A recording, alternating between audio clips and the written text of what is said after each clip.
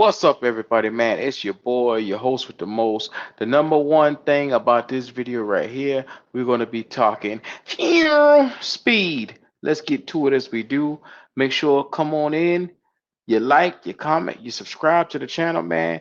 We talking Xavier Worthy. And the number one thing about this young fella, I'm so excited to say, hey, the Carolina Panthers must take a look at Xavier Worthy in this second round, potentially. A young fella that can come in and command the number one spot. That's what we're looking for. We're looking for weapons. But the thing that I love about this fella is at 6 foot one. And I had a lot of guys that I have been taking a look at, but at 6 foot one, 172 pounds, this boy is pound for pound speed. I mean, I just watched this boy. He got another gear that I haven't seen.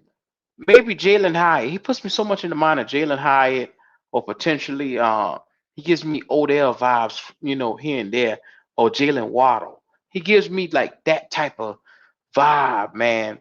I watch a lot of his plays from Texas, hailing from the University of Texas over there. They got a lot of weapons, first of all, over there in Texas, man. Him, Jatavion Sanders. Oh man, if I could wake up with those two on my team, man, life is complete for me.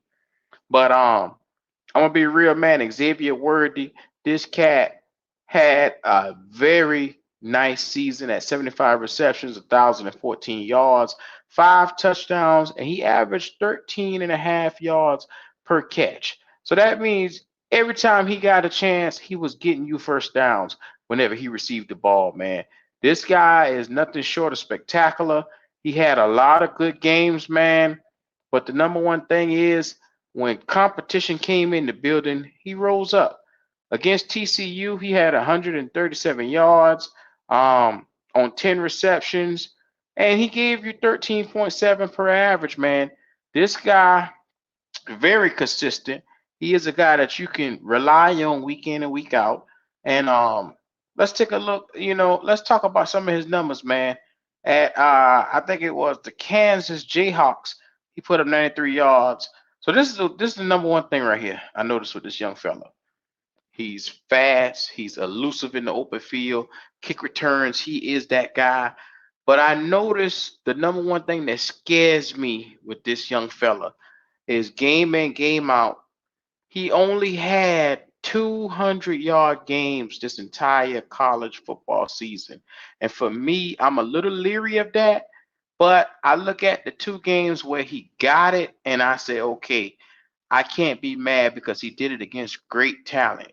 Against TCU, he gave you 137 with 10 receptions. And against Oklahoma, he gave you 108 with 8 receptions. But every other game, like I said, Baylor he gave you 31 yards. Alabama he gave you 75 yards, 5 receptions. I'm looking at BYU. I I'm sorry, but I can't look at BYU. Teams when it mattered the most, he showed up, but the inconsistencies for me is a little bit. It's a flag up for me. Because the last thing I need in this wide receiver room is another inconsistent guy. Now, be mindful, he has the requisite speed, he has the playmaking ability, but can I see him do that consistently and take over games as the true number one receiver? That's the question that I have with Xavier Worthy. I do not question his ability, but I question his consistency to do it every single week. Now, with that being said, I understand who his quarterback was. Can he do that with us, with our quarterback situation being what it is right now? If you insert this guy, does he make the Carolina Panthers team right now better? That's the question you should ask. Is he a chain, a needle mover? Does he give you more than Adam Thielen? Does he give you more than Jonathan Mango? Because essentially those are the two receivers that's on the books for next year, and essentially they're going to probably be part of the future here in Carolina because we don't expect Terrence Marshall to be around much longer. And I'm gonna be real with you, none of the other guys in the receiver room really moves the throttle for me. They don't thread the needle. I don't see it happening. But there's another thing, man. He did battle a couple of injuries this season, man. So that's another thing to be concerned with him. But I'm gonna tell you like this: I love the talent. If he can consistently do this, like I said, I need to see more. I need to see his combine, and I also need to see what he doing if he play in the Senior Bowl. What would he do? Because this guy right here, he has all the talent, but I'm just saying I need to consistently see more. So if you feel the way I do us a favor, like this video, comment, subscribe, give me your thoughts and your opinions on Xavier Worthy. Where do you see him potentially? Can you see him on the team with the Panthers? And can he take us to the next level? Are all real questions that we should be asking ourselves in this video. Can this guy take us to the next level? I'm under the impression if you put him with Bryce Young right now, I'm not sure if he'll be a bigger needle mover than what we already have with Mingo. But like I said, I sit back and I just watch that breakaway speed and I watch that elusiveness and his ability to juke people, and he just, pooh, next year he gone. So for that reason, I feel like I can't give up on him. But also I can't just buy into him because, like I say, I look at his numbers and the eye test said that he is a good guy.